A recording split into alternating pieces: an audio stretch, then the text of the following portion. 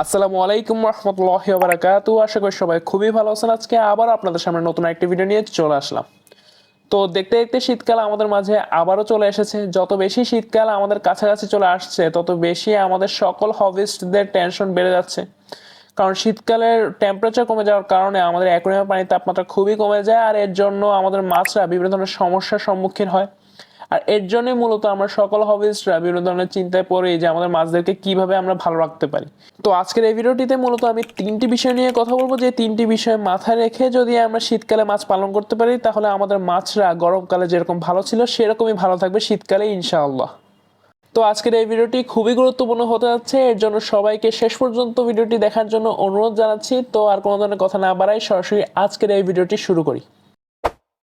তো মূলত যে তিনটি বিষয় মাথায় রেখে আমাদের শীতকালে মাছ পালন করতে হবে, তার প্রথমটি হলো টেম্পারেচার, দ্বিতীয়টি হলো ফুড এবং তৃতীয়টি হলো ওয়াটার চেঞ্জ। আমরা যখনই শীতকালে মাছ পালন করতে যাই তখনই আমরা এই তিনটির যে কোনো একটিতে হলেও ভুল করে ফেলি, যার কারণে গরমকালের মতো আমাদের মাছরা শীতকালে আর ভালো থাকে না। তো আমরা যদি আমাদের মাছদেরকে শীতকালেও গরমকালের মতো ভালো রাখতে চাই তাহলে এই তিনটি দিকে আমাদের বেশি ফোকাস হতে হবে বলে আমি মনে করি। তো এবার প্রথম বিষয় নিয়ে যদি কিছু কথা বলতে চাই, অর্থাৎ টেম্পারেচার কিভাবে আমরা মেনটেন করতে পারি শীতকালে, তাহলে এটা আমরা সবাই জানি যে আমাদের টেম্পারেচার মেনটেন করার ক্ষেত্রে একটা হিটার অবশ্যই লাগবে। কিন্তু আমরা যে ভুলটা সবাই করে থাকি সেটা হলো আমরা ম্যানুয়াল হিটার নিয়ে ফেলি, বা অনেকে আমরা একটু লো কোয়ালিটির হিটার নিয়ে ফেলি, যার ফলে আমাদের বিভিন্ন ধরনের সমস্যা পড়তে হয়। এর জন্য আমি সবসময় সাজেস্ট করবো একটা ভালো মানের অটো হিটার নেওয়ার জন্য, কোনো ধরনের ম্যানুয়াল হিটার নেওয়ার দরকার নেই।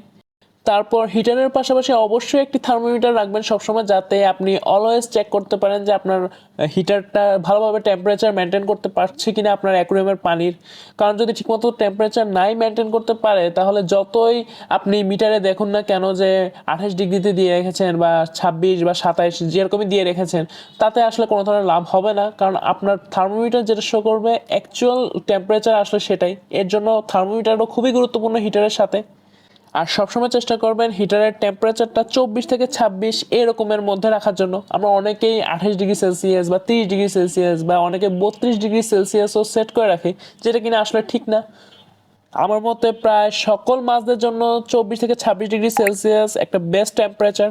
ইভেন আপনি যদি একটা প্ল্যান্টেড অ্যাকুয়ারিয়ামও করে থাকেন তাও আমি বলবো আপনার জন্য 24 থেকে 26 ডিগ্রি সেলসিয়াস একটা বেস্ট টেম্পারেচার হবে। তাই আমার মতে আপনি যদি আপনার অ্যাকুয়ারিয়ামের টেম্পারেচার 24 থেকে 26 ডিগ্রি সেলসিয়াসের মাঝামাঝিতে মেনটেন করতে পারেন তাহলে আপনার জন্য যথেষ্ট হয়ে যাবে, আর টেম্পারেচার নিয়ে অত একটা হ্যাসেলে পড়তে হবে না।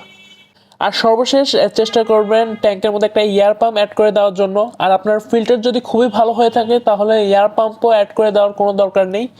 তাও আপনি যদি চান একটা অ্যাডিশনালভাবে একটা এয়ার পাম্প অ্যাড করতে তাহলে আপনি করতে পারেন, কোনো ধরনের প্রবলেম হবে না।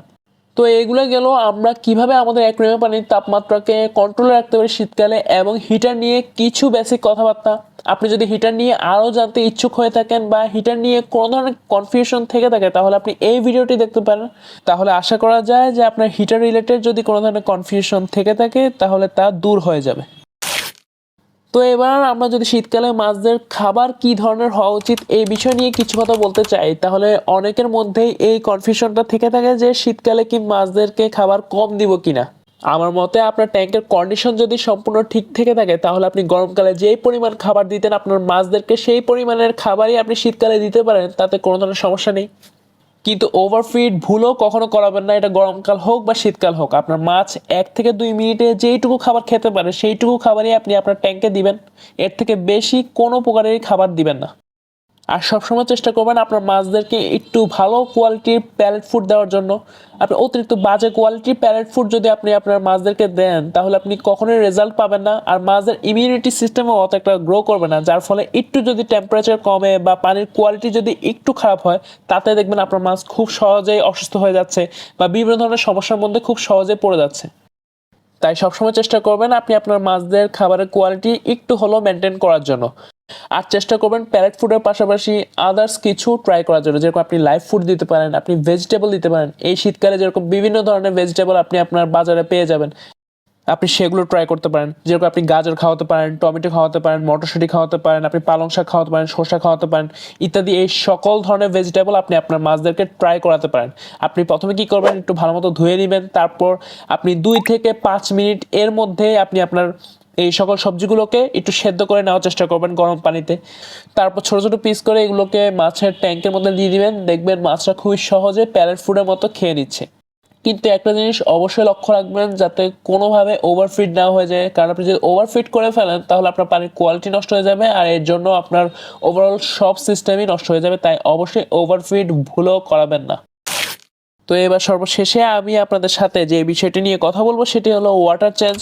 আমার মতে আমরা হবিস্টরা সবচেয়ে বেশি যে বিষয়গুলোতে ভুল করে থাকি তার মধ্যে অন্যতম বিষয় হলো এটি। কারণ এখন পর্যন্ত আমরা অনেকেই আছি যারা কিনা আমরা আমাদের অ্যাকুয়ারিয়ামের পানি চেঞ্জ করার সময় সম্পূর্ণ পানি অর্থাৎ 100% ওয়াটার চেঞ্জ দেই, যেটা কিনা শুধুমাত্র শীতকালে নয় গরমকালের জন্য অনেক ভয়ঙ্কর। তাই আমাদের পানি পরিবর্তনের ক্ষেত্রে কিছু জিনিস মাথায় রাখা উচিত। যেরকম গ্রীষ্মকালে আমরা 30-40% ওয়াটার চেঞ্জ দিব, এর বেশি দিব না। আমরা মাঝে মাঝে 50%ও ওয়াটার চেঞ্জ দিতে পারি, এটা ক্ষেত্র বিশেষে, আমরা সবসময় এটা কন্টিনিউ করব না। আর শীতকালে যদি আমরা পানি পরিবর্তনের বিষয়ে কিছু কথা বলতে চাই তাহলে আমরা অবশ্যই 25-35%-এর বেশি পানি পরিবর্তন করব না। কারণ এর থেকে যদি আমরা বেশি ওয়াটার চেঞ্জ দেই তাহলে এমনিতে ওয়াটার টেম্পারেচার ফ্ল্যাকচুয়েট করবে, যার ফলে মাছরা খুবই সহজেই অসুস্থ হয়ে যাবে। আর শীতকালে আমরা যখন পানি পরিবর্তন করব আমরা সবসময় চেষ্টা করব দিনের বেলা যাতে আমরা পানি পরিবর্তন করি, আমরা রাতের বেলায় পানি পরিবর্তন করব না। আর আমরা সবসময় চেষ্টা করব নতুন পানির তাপমাত্রা কীরকম এটা দেখার জন্য। আমরা যদি দেখি যে আমাদের নতুন পানির তাপমাত্রা অতিরিক্ত কম তাহলে আমরা একটু অ্যাডজাস্ট করে নেওয়ার চেষ্টা করব, অর্থাৎ নতুন পানির তাপমাত্রা আর পুরাতন পানির তাপমাত্রা যাতে অতিরিক্ত তারতম্য না হয়। যদি অতিরিক্ত তারতম্য হয় তাহলে ইজিলি ফ্ল্যাকচুয়েট করবে টেম্পারেচার, আর যার ফলেও মাছ অসুস্থ হতে পারে। তাই চেষ্টা করবেন যাতে দুটি পানির তাপমাত্রায় যাতে একটু কাছাকাছি হয়।